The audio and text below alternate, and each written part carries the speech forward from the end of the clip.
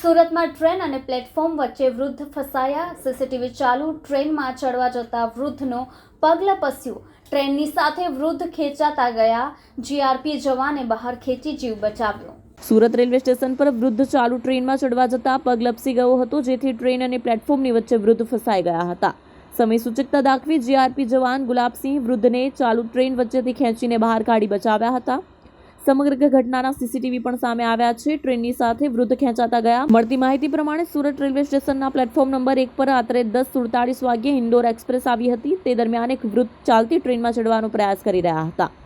ચાલુ ટ્રેનમાં ચડવા જતા વૃદ્ધનો પગ લપસી ગયો, જેથી ટ્રેન અને પ્લેટફોર્મ વચ્ચે ફસાઈ ગયા હતા.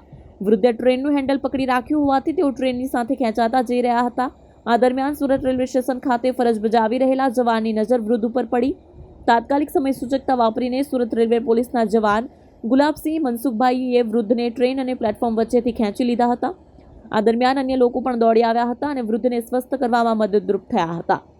વૃદ્ધ સ્વસ્થ થતાં તેમને ટ્રેનમાં બેસાડી રવાના કરવામાં આવ્યા હતા. જોકે સુરત રેલવે પોલીસના જવાન દ્વારા કરવામાં આવેલી કામગીરીની ઘટના સીસીટીવીમાં કેદ થઈ જવા પામી છે.